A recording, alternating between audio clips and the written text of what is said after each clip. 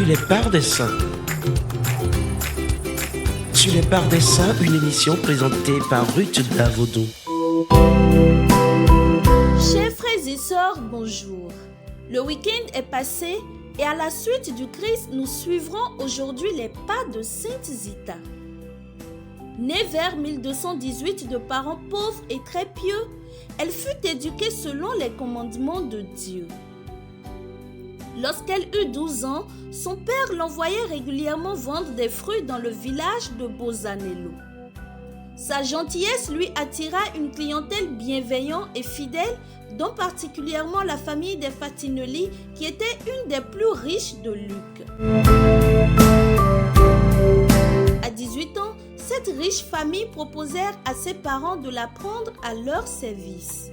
Les parents de Zita éprouvèrent un vif chagrin en pensant qu'ils devraient se séparer de leur fille, mais ils voyaient dans cette offre de précieux avantages pour elle.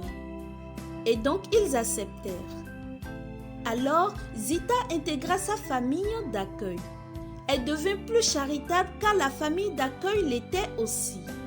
Elle offrait l'hospitalité aux pauvres dans sa chambre, les faisait reposer dans son lit pendant qu'elle s'étendait au sol à leurs pieds. Elle demeura dans la piété en se levant tôt chaque matin pour sanctifier le Seigneur dans l'église la plus proche de son lieu de travail.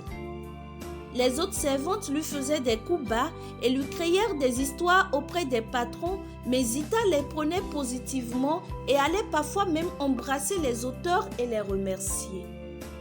Elle meurt le 27 avril 1278 et les miracles se multiplièrent à son tombeau. Elle fut canonisée par Innocent XII en 1696. L'humilité, la gentillesse à l'égard de tous, le service bien rendu et la capacité de faire le premier pas pour pardonner à nos offenseurs. Voilà autant de leçons que nous pouvons tirer de la vie de Zita. Que le Seigneur nous y aide tous. Excellente journée et à demain.